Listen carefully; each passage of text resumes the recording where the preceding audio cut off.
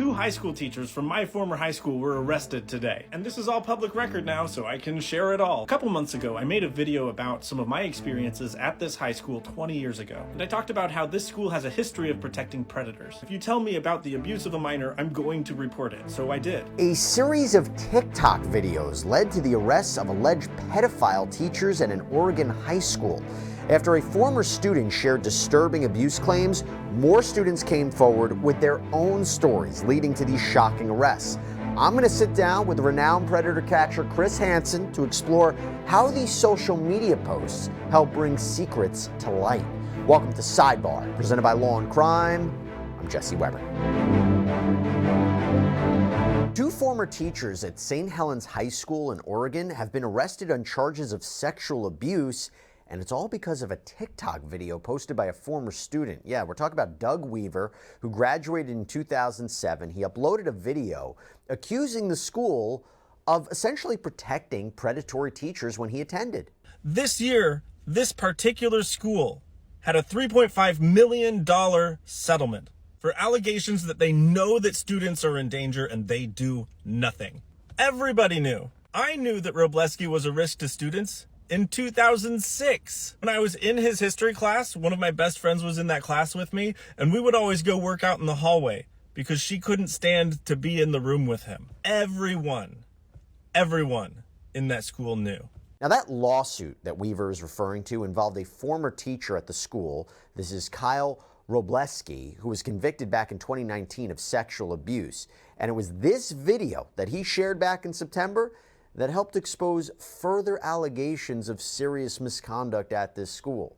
Weaver began receiving an influx of messages from other former students sharing their own stories of disturbing behavior they had witnessed or experienced from staff at the school. I have had a ton of people sending me messages from the town I grew up in, telling me about things that teachers have done, things that teachers are doing, things that staff members, administrators are doing. People are spilling tea left and right. Everything from students who graduated last year to former employees who were bullied out of their job, current employees at the school district who are afraid to speak up because they're afraid to lose their jobs, parents who currently have kids in the school district there, and even some current students have been sending me messages. And some of the messages pointed to Eric Stearns, a 56-year-old choir teacher who was working at St. Helens High School at the time.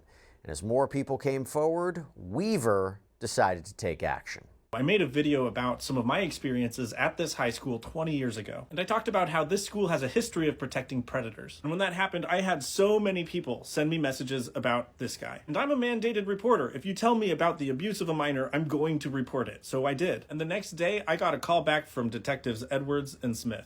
And they asked me not to post about Stearns until they finished their investigation. Now, Weaver forwarded the allegations to a state-run tip line called Safe Oregon, and this was just really the beginning of what would become a major investigation into the school's handling of abuse allegations. When I made that first video, the principal of this high school criticized me for revisiting past issues that have been addressed. But clearly, the predatory behavior of teachers at this school district has not been addressed. And she said that they take the safety of students very seriously and investigate all allegations brought to their attention. I don't believe that because I have reason to believe that a lot of these allegations had been brought to her attention and that she did not investigate them. So it was mid-October when detectives had contacted Weaver about these reports, but they had already begun investigating Stearns as well as another teacher, 64-year-old Mark Collins. But it seemed that it really took this TikTok video to alert authorities about what was going on, and it actually sparked a fire in this investigation. And by the way, as a matter of fact, despite prior concerns about Stearns, he was actually working at the school up until he was arrested while he was being investigated. Now, the police investigation focused on several students who were allegedly harmed by these 2 teachers. The alleged victims, who have chosen to remain anonymous, say some of the abuse happened while Collins was still a teacher and that it continued even after he retired.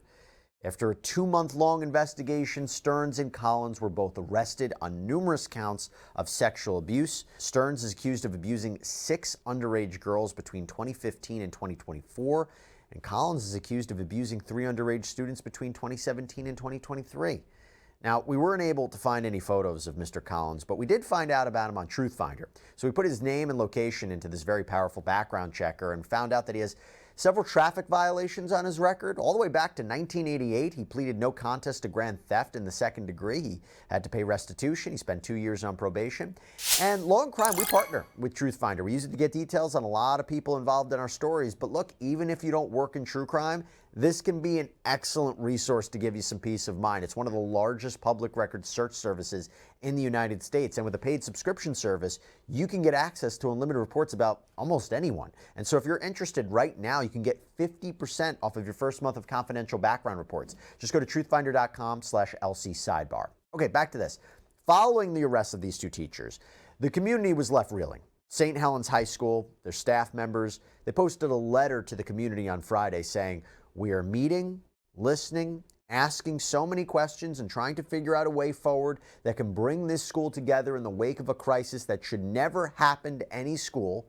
And at a school board meeting, parents and students, they expressed their frustration with school administrators for not doing enough, seemingly, arguably ignoring these allegations. 2 months, this teacher was at the school in contact with minors and children, our children, and I would like to understand, if my one question to you all, if you were aware of the situation, notified through police and investigators, why was he still allowed on school grounds? I just want to know what's being done. We seem to attract pedophiles from school district. What's being done to prevent that? What's being done with the staff that's allowed that to happen for a decade? In fact, a student at this meeting even alleged a very creepy encounter she had with Eric Stearns. As a vulnerable 14-year-old girl, I didn't find that it was weird that he'd hug me, kiss me on the head, and tell me that he loved me. I felt alone in this world and I needed somebody, didn't I? I didn't question it. In fact, I didn't question it when my own mom brought up her concerns about our closeness. I was vulnerable and I was naive, and the school district had covered up many past previous sexual abuse from former staff members, but this will be the last. And then you had another student who talked about this alleged unwanted contact that she and other students experienced from Mark Collins. Students like myself have reported inappropriate behavior by Mr. Mark Collins when he would make them uncomfortable by touching them inappropriately, such as grabbing their inner thigh when he kneels down to help them, looking down girls' shirts by standing behind them and rubbing their back. He came over to me and asked if I needed help, and he rubbed the front of my shoulder right here and all the way back to my shoulder blade. I went to the vice principal, Ted Kearney, and told him that he didn't believe me. Now, in response, the school said, "We are committed to ensuring the safety of all of our students." Like everyone here, our first and foremost commitment has always been the well-being and safety of our students. We are committed to both transparency and cooperation with law enforcement. Please know that we will not waver in our commitment to providing a safe, nurturing environment for all students. I want to assure everyone we are consistently reviewing our policies and practices, including those around sexual conduct to promote safety for all students. But here's the thing. That outrage from the community, it didn't end at that school board meeting. No, the next day, students organized a mass walkout to protest the district's handling of this case. In fact, 100 students, parents, community members, they gathered to demand that the school officials be held accountable. In response, the school district placed the St. Helens High School principal, Katie Wagner, and Superintendent Scott Stockwell on paid administrative leave. Ryan Scholl, the chair of the school board, also announced his resignation. And by the way, this is not the first time St. Helens High School has been linked to a scandal involving teacher misconduct, as we had mentioned earlier. My former history teacher, Kyle Robleski, was arrested and convicted of SA. But after that, there was a separate lawsuit for state-created danger. Essentially, the claim was that the school district knew that this teacher was dangerous, and they didn't take the proper steps to keep the students safe, creating a foreseeable risk of Kyle Robleski abusing students. The lawsuit was against the school district, the school board, and the superintendent, Scott Stockwell. They reached a settlement of $3.5 million, the largest settlement of this kind ever in the state of Oregon. All right, so to help me break this down, I want to bring on special guest, renowned predator catcher Chris Hansen, host of Takedown on True Blue and the podcast Predators I've Caught with Chris Hansen. Chris, good to see you. Thanks so much for coming back on. Thank you, Jesse. Interesting case, I think, with the TikTok, the fact that the TikTok, that video is what launched everything. You see that a lot? You really don't see it like this. First of all, it's outrageous that this alleged activity went on for a decade without school district officials acting. I mean, they knew there were allegations. They knew there was talk among the students and other teachers, and yet they didn't take action. So, you have to ask the question, first of all, is the school district complicit in this? What was their responsibility? And then here we have a prime example of somebody taking social media and a platform and using it for good, because this parent got out there and he raised awareness and something happened. Well, he was talking about his experiences at that school, and, yes. and more people reached out to him, and it amplifies and it amplifies. And I think that's so interesting using a platform like that. The most recent example, I think, is the Diddy case, where you're seeing people who, if they're not responding to what's happening in lawsuits, sometimes they go on social media. And that's, again, I think, an interesting way that you're seeing in these kinds of cases. Well, you see all these cases, that are, being put together for the various lawyers representing the Diddy survivors, victims. And a lot of these people are coming forward through social media. And I see it all the time with our predator investigations on True Blue. We did a sting a couple weeks ago, and the episode hasn't even aired yet. And I'm getting messages from family members of this particular predator we caught saying he did this to me as his stepdaughter 10 years ago. Yeah. So we get a lot of information this way, but I've never seen it at this level on TikTok, where a parent came out and reported this activity that was going on generationally. You mentioned it before. These allegations, if you take them as true, has been going on since 2015. Where was the school? Well, apparently, I mean, we don't know if it's true. It's allegations, but but and everybody's got their day in court. You and I know that, but you gotta really be aggressive about taking a look at these cases. And it appears, and again, I haven't been out there and I haven't done all the interviews, but from everything I've seen, that there was a real resistance, for whatever combination of reasons, for them to face the reality that this might be happening in their school district. But it was interesting that you see a number of people resign in the aftermath of there's an They outpouring. knew they were wrong, yeah. right? I mean, it was so outrageous, so egregious, and this father who made the TikTok is very brave to put himself out there like this, because one misstep and then suddenly he's the target of a lot of online hate. There was one thing that I just couldn't understand. I wanted your perspective on it. So Stearns, who is one of the defendants here, they allowed him to continue to work while he was under investigation. Not while he was arrested, but obviously while he's under investigation, they allow him in the school to continue working. Explain that to me. I can't explain it, because you've got even more risk if you allow that to happen. Is he trying to coax children who he's targeted into not testifying or cooperating in the investigation, either by the school district or by law enforcement? You have to take that person out of the environment, even if you keep them on the payroll while there's an investigation. And yes, there is also the possibility that there are wrongful allegations made. Yeah. And we see this, we see misinformation campaigns on social media, on TikTok, and people's reputations do get sullied because of this. And so you have to be very careful here.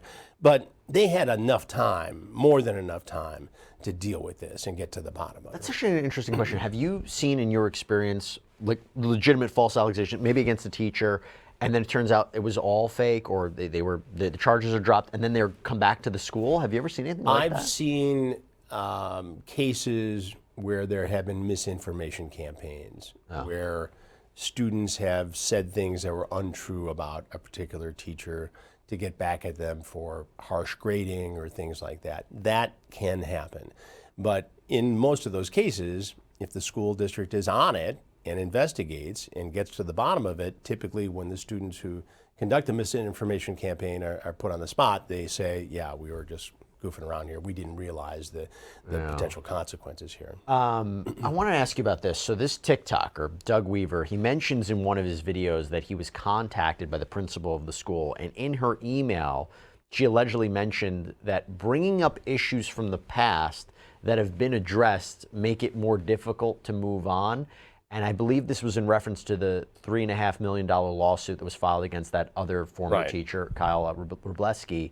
In response to that, Weaver says, just because one predator was caught does not mean the environment that protected him has changed. What do you make of that? Well, I think, again, it's an attempt by the school district to keep this under wraps. I mean, even if there is a settlement and even if the case was resolved, don't people have a right to know that this was going on in their school district? I think they do. I think teachers in our society, while potentially underappreciated and undercompensated, hold a very important and critical job. And so we need to make sure we choose the right people, and we probably need to pay them more, on that subject. But having said that, these people have a daily access to our children at their most vulnerable and impressionable ages. And so it's important that we make the right decision here. And if somebody does commit an act like this, people have a right to know about it. If you're a parent sending your child to a school that's surrounded by these accusations, that has all of these problems with the administration, what do you do to protect your child? Well, I think you have to, give some consideration to removing the child from that environment. And I know that's difficult, and people can't just move because there's an issue at the school, and people can't always afford to go to private schools, and homeschooling isn't always an option, right, for a lot of different reasons. So it's very frustrating and vexing. So you have to make the noise at the school board meeting, and you have to request private meetings with the people who are in charge and make your feelings known about this. I just go back to the idea of knowledge warning, that this was foreseeable. Exactly. Because going back to the $3.5 million lawsuit, I think the judge in that case said that this wasn't an isolated thing. It was all the administrators who have to think about what happened. The blame goes further than that. And you have this superintendent who was only, was resigned or was put on leave following these recent arrests. You have people resigning, you have people being put on leave. Is that sufficient? Is that enough? Well, I think the judge made a very good observation here, and it was a warning, and took his responsibility as a judge very seriously and said, look, you guys need to really reevaluate the way you're operating the school district. And I think that's an important message. But it drives home the point, Jesse, that we talk about all the time on this show and on Takedown with Chris Hansen and on the podcast, Predators I've Caught. Your best defense is the relationship that you have with your child. And you have to create an environment where your child, no matter what age, can come to you and say, I felt uncomfortable because of this. And you can never, kill the messenger on something like that. You got to listen, and you got to take their viewpoint seriously. You have to listen. You have to listen. And just to put a bow on this, when it comes to Stearns, he was booked into the Columbia County Jail after his arrest. Collins was released on bail. Both have pleaded not guilty to the charges, and as of now, the investigation is still ongoing. So police say that there could even be more victims who have not come forward, and they've encouraged anybody with information to reach out to police. So we'll see where this goes. Chris Hansen, Jesse, thank you. Good seeing you. Appreciate it. Always great to be here. All right, everybody, that's all we have for you right now here on Sidebar. Thank you so much for joining us. And as always, please subscribe on Apple Podcasts, Spotify, YouTube, wherever you get your podcasts. I'm Jesse Weber. Speak to you next time.